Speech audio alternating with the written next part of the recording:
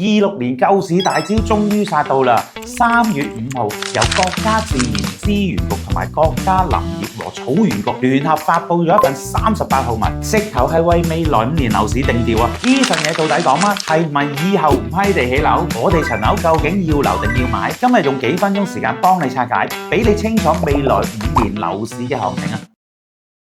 先結論，呢份文件唔係要打死樓市，而係要將過去幾十年向外擴張嘅玩法徹底推翻。原文第10條就講到啦，如果你想批新地得冇問題，但係你要首先賣晒你啲存貨，然後爛尾樓啊、廠房啊、閒置空地啊都搞掂晒，先至會批新地俾你。仲有更關鍵嘅就係原文第10點，新增建設用地優先保障重大項目建設和民生事業發展，原則上不用於經營性房地產發展。呢句就係成個政策嘅靈魂。有人一睇到，哇，嚇到成個彈起，即係以後唔批地起樓啊？錯，自然資源局已經出嚟解答咗，唔係唔俾地，而係供應方式改變咗啫。咁以後房地產用地從何而嚟啊？就係從城市內部嚟啦，舊區重建、廠房搬遷、AT 上蓋、爛尾樓復活。簡單啲咁講，就係唔好向外擴張，搞翻掂自己裏邊先。點解偏偏喺呢個時候出政策呢？因為今年係15.5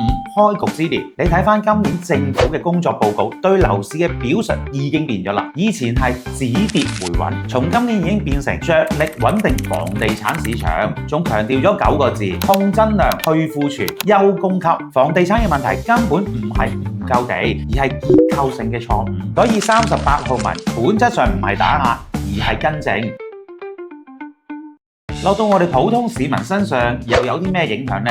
其實有3點。第一點，新樓大水漫灌嘅模式已經終結啦。以前喺郊區一大片工地，隨手劃個新區就咁賣樓嘅場面呢，以後會越嚟越少啦。第二點，核心地段越嚟越值錢，因為以後起新樓主力都會放喺舊區重建，好多發展商想賣新樓都會揀地鐵上蓋、學區靚位、配套齊全嘅金飯碗地段。呢啲地段以後只會越嚟越稀缺。第3點，樓市徹底分化，唔係乜嘢樓都會升，而係強者越強，好嘅樓更加稀缺，差嘅樓更加難買。依家就係未來5年樓市最佳嘅置換窗口期啦。優質資產永遠都係先到先得，千祈唔好等到新樓絕跡嘅時候先至後悔。呢份38號文表面上係管土地，實際上係幫樓市打好個底，等佢健康啲、穩陣啲，配合翻國家成個經濟大局。所以你問我未來樓市點睇？一句講晒，總量穩定，優質者升。你又對呢一份政策點睇？究竟今年樓市係升定係跌？